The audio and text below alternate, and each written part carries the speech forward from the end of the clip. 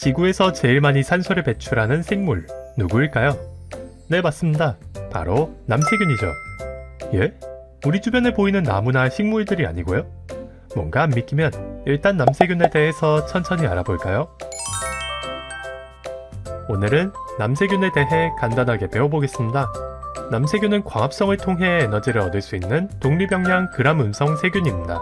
여기서 독립영양과 그람음성에 대해 처음 들어보시는 분들이 많을 텐데요. 쉽게 말해 독립영양은 에너지를 혼자서 생산하여 소비할 수 있는 영양 방식을 말하며, 그람음성은 세균을 분류하는 기준 중 하나입니다. 이 부분에 대해서는 설명할 부분이 많으니 다음에 더 자세히 다루겠습니다.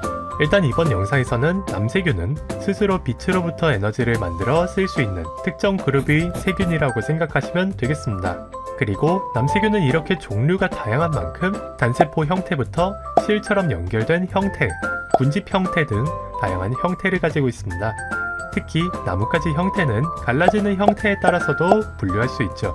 이 분류 기준 외에도 남세균에 대한 다양한 분류 기준이 있고 복잡하니까 다음에 제대로 소개하도록 하겠습니다. 또 남세균은 지구상에서 제일 많이 광합성을 하는 생물입니다. 예? 나무나 다른 식물들이 아니고요? 아마존에 엄청 많잖아요. 당연히 우리가 많이 볼 수 있는 나무나 식물들도 광합성을 많이 하긴 하죠. 하지만 우리 눈에 잘 안 보이는 식물 플랑크톤, 특히 남세균이 지구상에서 제일 광합성을 많이 합니다. 그 예시로 매우 작은 남세균의 일종인 프로클로로코쿠스만 봐도 지구상의 전체 광합성 생물 중 단독으로 13%에서 48%의 산소 생산량을 담당할 정도로 정말 많이 있습니다. 신기한 점은 일부 남세균들은 특이하게 대부분의 세균들과는 달리 대기 중의 질소를 고정할 수 있습니다. 질소를 고정한다고요? 이게 무슨 의미인가요? 질소를 고정한다는 건 대기 중에 단단하고 안정적으로 결합된 질소 기체를 자신이 사는 환경의 질소 화합물의 형태로 전환한다 라는 뜻입니다. 하지만 질소 고정은 에너지 손실이 너무 커 대부분의 생물들은 하지 않죠. 그런데 이 남세균, 굳이 이런 에너지가 많이 드는 일을 하는 이유가 있을까요? 그 이유는 자신의 생존 영역을 늘리기 위해서입니다. 특히 물에서는 생물에게 제일 필요한 요소 중 단백질과 아미노산, 그리고 에너지 화폐인 ATP를 만들 수 있는 질소 화합물이 부족해지는 경우가 많습니다. 그래서 영양분을 자급자족하기 위해서 에너지가 많이 들더라도 직접 생산하는 길을 택했습니다. 그럼 이들은 어떻게 질소 고정을 할 수 있을까요? 일부 남세균들은 이질낭이라고 하는 특별한 세포를 통해 질소 고정을 할 수 있게 됩니다. 이 세포는 산소가 들어가면 질소 고정을 할 수 없게 되므로 기존 세포벽 외에 체격의 튼튼한 세포벽이 더 둘러싸여 있으며 질소 고정을 위한 여러 효소가 들어 있습니다. 그리고 주변 환경에 영양분이 부족할 때 일반 세포가 이질낭으로 변해 질소 고정을 수행합니다. 질소 고정 단계에 대해서는 지금 설명드리고 싶지만 화학식이 많이 복잡하니 다음에 더 자세히 소개해드리겠습니다.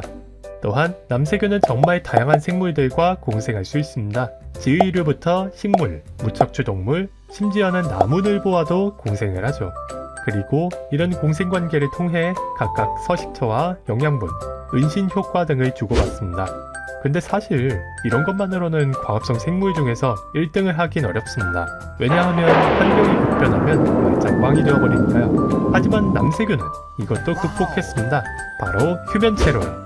휴면체는 이질낭을 형성할 수 있는 일부 실 형태의 남세균들에서 볼 수 있는 구조이며, 매우 두꺼운 세포벽으로 이루어진 특별한 세포로 주로 환경 조건이 나빠질 때 형성됩니다. 그리고 이 휴면체는 열에는 약하지만 건조, 추위 등에 매우 강하므로 남세균이 모두 죽어도 휴면체가 다시 적합한 환경을 만나면 남세균으로 자라날 수 있게 됩니다. 이로써 남세균은 지구상에서 가장 성공한 생물 그룹으로서 바다나 흙, 빙하 등 물이 있는 곳 어디서든 생존할 수 있죠. 예를 들어 남세균은 적당히 있을 때에는 이렇게 예쁜 호수나 바다색을 내지만 그 수가 너무 많아지면 이렇게 녹조를 일으키죠. 이런 녹조의 문제점은 녹조를 일으킨 남세균이 죽어 가라앉거나 독성물질을 내뿜게 되면 주변 생물들을 죽이거나 우리가 마시는 물을 오염시킬 수도 있습니다.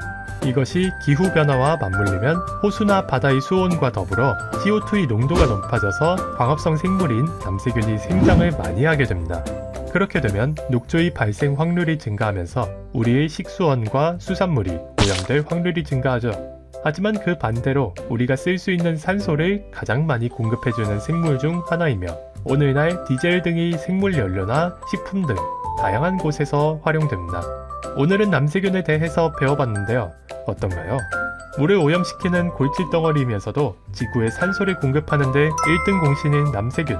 정말 신기하지 않나요? 작은 미생물을 크게 경험하다. 지금까지 작은 세상이었습니다. 감사합니다.